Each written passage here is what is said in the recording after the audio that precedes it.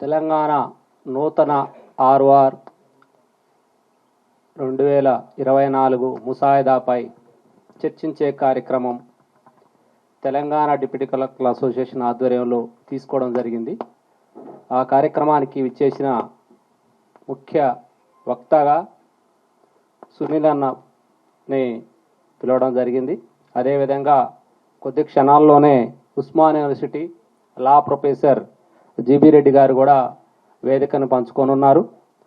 అదేవిధంగా వేదిక మీద ఉన్న పెద్దలు, గురువారి లాంటి వాళ్ళు, సీనియర్లు రవీంద్రబాబు గారు, అదేవిధంగా మరియు association deputy collector association general secretary Ramakrishna, అదేవిధంగా మన రమేష్, తహసీల్దార్ అసోసియేషన్ ప్రెసిడెంట్ రాములు, అదేవిధంగా సెక్రటరీ జనరల్ పూల్ సింగ్ మరియు రమేష్ పాక, అదేవిధంగా అన్న బాలరాజ్ అన్న, పెద్దలు గతంలో ఎన్నోసార్లు చర్చించే వాళ్ళం రెవెన్యూ గురించి రంగారెడ్డి జిల్లాలో ఉన్నప్పుడు. అలాంటిది ఈ విషయంలోకి వచ్చేటప్పుడు చట్టం ఆవశ్యకత గురించి మొత్తం చెప్పాల్సిందంతా అందులో ఉన్నది విషయాలన్నీ కూడా చెప్పడం జరిగింది. సునీల్ అన్న, ప్రధానంగా ఇక్కడ నేను ప్రస్తావించాల్సిన విషయాలు ఒక 3 అనుకుంటున్నా. మొదటగా ఈ అవకాశం రావడం అనేది రెవెన్యూ డిపార్ట్మెంట్కి ఒక అదృష్టంగా భావిస్తున్నాం. ఎందుకంటే నిర్వీర్యం అయిపోయిన రెవెన్యూ వ్యవస్థని నిలబెట్టాలంటే, గ్రాస్ రూట్లో నుంచి తీసుకురావాలంటే చాలా కష్టమైన సమస్య నుంచి తీసుకురావడం అవకాశం వచ్చిన ఈ ప్రభుత్వ పెద్దలు, గౌరవనీయులు ముఖ్యమంత్రి వర్యులు గారికి, అదేవిధంగా గౌరవనీయులు రెవెన్యూ మంత్రి వర్యులకి చాలా మనం రుణపడి ఉన్నాం. ఎందుకంటే రెవెన్యూ శాఖ ఈ రకంగా నిలబడుతూ రైతులకు సేవ చేసే అవకాశం మరొకసారి రావడం అనేది చాలా గొప్పమైన విషయం. అందులో ప్రభుత్వం వచ్చిన కొత్తలోనే మీకు తెలుసు 4.5 సంవత్సరాలు డిపార్ట్మెంట్కి దూరంగా ఉండి తిరిగి డిపార్ట్మెంట్లోకి రావడం, దాంతోనే రెవెన్యూ ప్రక్షాళన డిపార్ట్మెంటు ధరణి ప్రక్షాళనతోని కమిటీని ఆవిర్భవించటం, దాంట్లో భాగస్వామ్యం కావటం, దాంట్లో ప్రధాన పాత్ర సభ్యులతో నేను కలిసి ఉండటం చాలా గొప్ప విషయంగా భావిస్తున్నాను. ఎందుకంటే నేను చాలా సందర్భాల్లో మాట్లాడుతుండేవాళ్ళం. ఈ 4 సంవత్సరాలు నేనేం ఖాళీగా లేను. 4.5 సంవత్సరాలు నేను సునీల్ అన్న ఎన్నో ప్రజల్లో ఎన్నో కార్యక్రమాలు చేసినాం. మేము చెప్తూ ఉండేవాళ్ళం, ఇక్కడ ఈ ప్రభుత్వం ఉందంటే ఎంతో కొంత మా పాత్ర కూడా ఉందని మేము చాలా సందర్భాల్లో మాట్లాడుకునే వాళ్ళం. ప్రజలలోకి వెళ్ళి భూ న్యాయ శిబిరాల పేరుతోని, అదేవిధంగా రైతు సేవా ఫౌండేషన్తోని రైతుల దగ్గర పోయి సేవ చేసుకునే కార్యక్రమం కోసం అన్న చైర్మన్గా, నేను ప్రెసిడెంట్గా రైతు సేవా ఫౌండేషన్ని స్థాపించడం, ఇట్లా కార్యక్రమాలతోనే మేము చాలా బిజీగా ఉండేవాళ్ళం. అందరు అనుకునే వాళ్ళు శాఖకు దూరం అయిపోయారు, వీళ్ళకి ఏం తెలుసు అని. కానీ గ్రాస్ రూట్లో జరుగుతున్న సమస్యలు, ధరణి తెచ్చిన ఇబ్బందులు, వారి యొక్క ఆ రైతులకు ఎలాంటి ఇబ్బందులు పడాయో నేను గత 20 సంవత్సరాల సర్వీసులో చూడని కొత్త సమస్యలని చూడటం జరిగింది. అందరు మాట్లాడుతూ ఉంటారు, మేము రికార్డులని 1,50,00,000 ఎకరాలని రైతులకు ధరణిలోకి ఇచ్చినామని. ఈరోజు అది పట్టాభూమి కాదు. అదే అన్న చెప్పినట్టు 1936, 48, 71 అప్పటికే మన అందరికీ పడదారు పాస్బుక్లు. ఈ ధరణి వల్ల గతంలో ఉన్న భూమి కన్నా 1 గుంట భూమి ఏమైనా అదనంగా యాడ్ అయిందా? 1 గుంట భూమి కొత్తగా ఏమైనా వచ్చిందా? ఎవరికైనా వారసత్వంగా వచ్చిన భూమి కావచ్చు, ఇంకేమైనా కావచ్చు. కానీ అలాంటి మనం చెప్తుంటే మన బాధ అనిపిస్తుంటుంది. అరే పట్టాభూమి పట్టాభూమి ఈ ధరణి వస్తే ఏంది, ఆర్ఆర్ వస్తే ఏంది, ఏదైనా అల్ల ఎక్కాల్సిందే. కానీ కొత్త సమస్యలు ఎందుకు వచ్చినాయి అనేది ఏ రోజు మనం పరిశీలించలే. కొత్త సమస్యలు ఎలాగా విపరీతంగా పుట్టుకొచ్చిన తర్వాత డిపార్ట్మెంట్ అంతకుముందు గొప్ప, తర్వాత డిపార్ట్మెంట్ని విమర్శించడం, అది గత పెద్దలకి అది ఎట్లా వచ్చిందో మనం చాలా బాధాకరమైన విషయం. ఇకపోతే ఈ చట్టం రూపకల్పనలో ప్రధాన పాత్ర అంటే ముగ్గురని చెప్పడం కన్నా కూడా ఒక్కరే అని చెప్పాలి.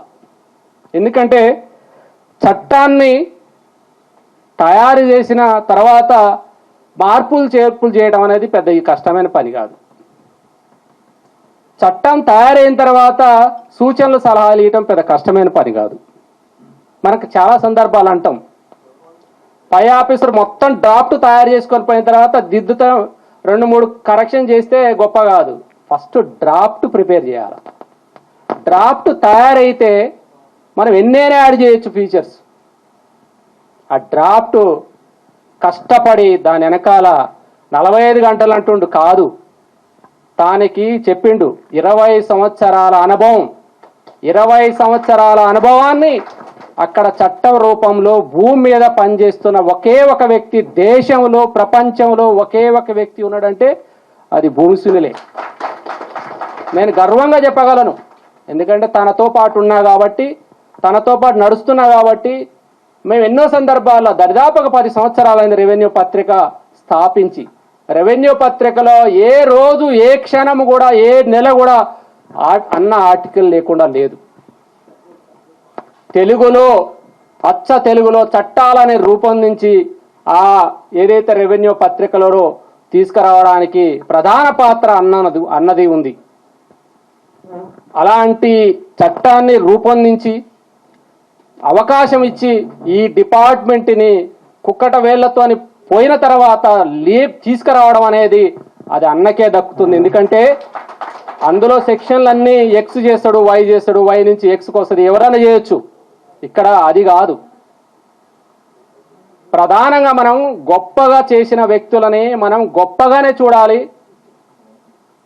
ఇందాక అన్నాడు, విమర్శించడం ఈజీ, ఎవరైనా విమర్శలు చేయడం ఈజీ, కానీ సొల్యూషన్స్ ఇవ్వడం అనేది చాలా కష్టం. కానీ అందుకే ప్రజల ముందుకు ఎందుకు తీసుకెళ్ళాం? ఇది ముసాయిదాలు ప్రజలు సలహాలు ఇస్తారా? ప్రజలకి ఏం తెలుసు? ప్రజలు ఇవ్వగలుగుతారా? వాళ్ళకి ఏం చట్టాల మీద అవగాహన ఉంది అని అంటారు. కాదు, ఇది అనేది ఒక 21 రోజుల పాటు దీని మీద ప్రజలకి అవగాహన, ప్రజలకు జరుగుతున్న లాభాలు నష్టాలు ప్రజలకు కూడా తెలియాలనే ఇది ముసాయిదాని ప్రజలలోకి తీసుకుపోవడం అనేది. ప్రజల నుంచి చట్టం వస్తే దానికి చాలా పటిష్టంగా ఉంటుందని, ఏదో 4 గోడల మధ్య 2 కలిసి కూర్చోనో 3 కలిసి కూర్చోనో తయారు చేసి ప్రజలకు వదిలితే కాదు అనే ఉద్దేశంతోనే దీన్ని ముసాయిదా బిల్లుగా మాత్రమే ప్రజల్లోకి విడవడం జరిగింది. ప్రతి విషయం మీద చర్చించవచ్చు, ప్రతి వేదిక మీద డిబేట్ చేయొచ్చు. ఎందుకంటే ఆ డిబేట్ చేస్తున్న సందర్భంలో ఎన్నో కొత్త విషయాలు తెలియచ్చు. నేను మాట్లాడుకుంటున్న సందర్భాలు ఎన్నో సందర్భాలు అనుకున్నాం. అన్ని విషయాలు మాకు తెలియాల్సిన అవసరం లేదు, అన్ని మాకే వచ్చనే అహంకారం కూడా మాకు అవసరం లేదు. ఇట్లుంటే బాగుండని ఎవరైనా సూచన ఇస్తే అది అద్భుతంగా చేయగలం. కానీ అదిలో పెట్టింది బాగలేదు, బాగలేకపోవచ్చు, కానీ ఏం బాగుంటుందో ఎక్కడుందో చెప్పాలి, ఎట్లా చేస్తుందో బాగుండాలి. ఎప్పుడు ఒకే రకంగా ఉంటామని కాదు, మన వ్యవస్థను మార్చుకోవచ్చు. అలా చెప్పిండు 5 సార్లు మన చట్టాన్ని తయారు చేసుకోవడానికి అవకాశం దొరికి ఇప్పుడు 5వ అని. అప్పుడు ఉండే కదా రికార్డింగ్ అథారిటీ, అప్పుడున్న అథారిటీ ఇప్పుడు ఉండదు. ఇప్పుడు మార్చుకోవచ్చు కదా, అవకాశం వచ్చినప్పుడు మనం మార్చుకోవాలి, ఫీచర్స్ యాడ్ చేసుకోవాలి. అట్లా మనం చట్టాన్ని ముందుకు తీసుకొని వెళ్ళాలి. ఇంకొకటి ఏంటంటే ఇక్కడ మనం ప్రధానంగా ఉద్దేశం చర్చించే కార్యక్రమం ముసాయిదా పెద్దలను పిలిచింది కూడా మొదటిసారి. అసలు టైం కూడా లేకుండా 24 గంటలు చట్టాన్ని అసెంబ్లీలో బిల్లుగా ప్రవేశపెట్టిన తర్వాత ఒక కార్యక్రమం అంటూ ప్రధానంగా మన నుంచి ముందుకెళ్ళాలి. అంటే అక్కడ నుంచి వస్తే అసలు చట్టం గురించి వివరించే అవకాశం మాకు ఇంతవరకు రాలే. ఎందుకంటే చట్టం గురించి వివరించకపోతే అవతల వాళ్ళకి ఏముందో అర్థం కాదు. ఫస్ట్ చట్టం గురించి వివరించిన తర్వాత ఏంటి అనేది ప్రజలకు తెలుస్తుంది, అదేవిధంగా అందరికీ తెలుస్తుంది అనే ఉద్దేశంతోనే మొదటి కార్యక్రమాన్ని టైం లేకపోయినా నిన్న ఈవినింగ్ టైం తీసుకుని నిన్న ఈవినింగే డిసైడ్ చేసి ఈరోజు కార్యక్రమాన్ని పెట్టడం జరిగింది. ఎందుకంటే చట్టము ఒకలాగా పోతుంది డిస్కషన్, అది ఉండొద్దనే ఉద్దేశంతోనే ఈరోజు ఈ కార్యక్రమాన్ని తీసుకోవడం జరిగింది. ఇందులో ప్రధాన పాత్ర అన్నకు అవకాశం ఇవ్వటం గొప్పగా మనం భావించాలి మన ప్రిన్సిపాల్ సెక్రటరీ నవీన్ మిట్టల్ గారిని. ఎందుకంటే ఐఏఎస్ అంటేనే అన్ని నాకే తెలుసు, ఎవరిని దగ్గరకు రానియరు, చాలామంది కూడా ఇగోస్ ఎక్కువ ఉంటాయి. అలాంటి అన్ని పక్కన పెట్టి పూర్తి స్వేచ్ఛ సునీల్ అన్నకి ఇవ్వడం జరిగింది. ఎందుకంటే పూర్తి స్వేచ్ఛ, ఏమన్నా ఉన్నా కూడా ఒక అనుభవాన్ని ఎక్స్పీరియన్స్ని షేర్ చేసుకొని యాడ్ చేయటం జరిగింది. అందులో పెట్టిన వాటిలలో మొత్తం 90%, జస్ట్ 10% మా వంతు ఒక మార్పులు చేర్పులు జరిగినాయి తప్ప 90% చట్టంని రూపొందించడంలో 18 రాష్ట్రాల R1 యాక్ట్ని తెప్పించుకొని దాని ప్రింట్లు తీసి మొత్తం చదివి లైన్ టు లైన్ యాడ్ చేసి చుట్టే ఆ రకంగా చట్టాన్ని తయారు చేయడానికి ఆయనకు అంత టైం పట్టింది, అన్ని అవర్స్ పట్టింది. మేము కూర్చుంది 50 గంటలే కావచ్చు.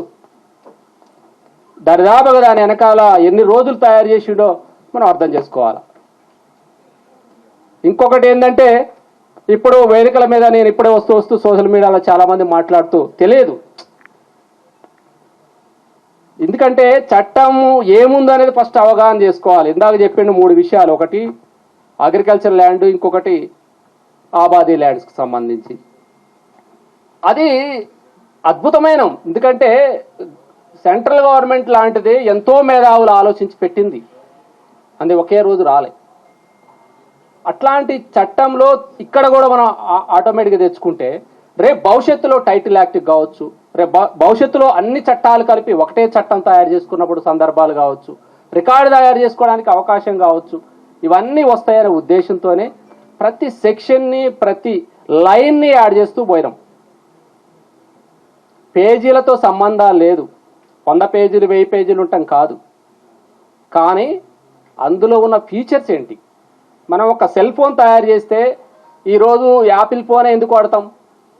సెక్యూర్ ఉంటుందని, దీనికన్నా ఫీచర్స్ ఎక్కువ ఉన్నాయి వేరే సెల్ ఫోన్లలో. కానీ ఆ ఫీచర్స్ని మనం యాడ్ చేసుకుని భవిష్యత్తు తరాలకి, ఇప్పుడు ఈరోజు ధరణి పేరు ఉంటుంది, రేపు భూమాత ఉంటుంది, ఎల్లుండి ఇంకోటి మా భూమి వస్తుంది, ఇంకోటి మీ భూమి వస్తుంది, ఇంకోటి భూభారత్ వస్తుంది, ఇంకోటి వేరేది వస్తుంది. కానీ చట్టంలో ఎక్కడ కూడా పేర్లు పెట్టలేదు. R1 పోర్టల్ అన్నాం అంతే. పోర్టల్కి ఏదైనా పేరు పెట్టుకోవచ్చు. ఈరోజు గవర్నమెంట్ ప్రెస్టేజ్, రేపు ఇంకో గవర్నమెంట్ వస్తుంది, ఎప్పుడు శాశ్వతం కాదు. గవర్నమెంట్లు వచ్చిన తర్వాత పేర్లు మార్చుకుంటుంది. గతంలో మనం చూసిన వెబ్ల్యాండ్ చూసినాం, మా భూమి చూసినాం, ఆంధ్రప్రదేశ్లో మీ భూమి చేస్తుంది, ఇంకొకడ వేరే చేస్తుంది. అంతకుముందు భూభారతి పేరుతో సర్వేలు చేసినాం. పేర్లు ఏదైనా కావచ్చు, వెబ్సైట్ అది, వెబ్సైట్కి ఎన్నైనా పేర్లు పెట్టుకోవచ్చు. కానీ చట్టానికి వెబ్సైట్కి ముడిపెట్టద్దు, చట్టంలో పేర్లు పెట్టద్దు. ఇక్కడ గతంలో జరిగింది చట్టమే పేరులో పెట్టి వచ్చేసింది. పేర్లు అనేది portal, that is only record maintain చేయని ఒక పోర్టల్, ఎలక్ట్రానిక్ పోర్టల్. దాంట్లో ఈజీ యాక్సెస్ కోసం చేసుకున్నదే. ఆ ఈజీ యాక్సెస్లో ఎన్నైనా మార్పులు చేర్పులు చేయడానికి కింద రికార్డింగ్ అథారిటీ రికార్డింగ్ చేసే మార్పులు చేర్పులతోనే వాళ్ళకి ఎక్కుతుంది. దాన్నే మనము జనాలుకి తెలియకుండా జనాలని R1 యాక్ట్ అంటే, ఇప్పుడు జనాలకు R1 యాక్ట్ ఏంటి, ధరణి యాక్ట్ కదా అని ప్రజలకు కామన్ మ్యాన్కి తెలిసే విషయం వచ్చింది.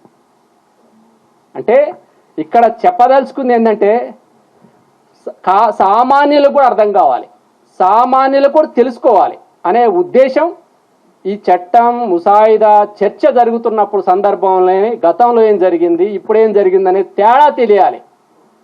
తేడా తెలియకపోతే ఏమవుతుందంటే వాళ్ళు తెచ్చిరు కాబట్టి వాళ్ళ తీసేసి వీళ్ళు తెస్తున్నారు, అంతే కదా. ఎవరైనా అదే మాట్లాడుకుంటారు. కానీ అది కాదు.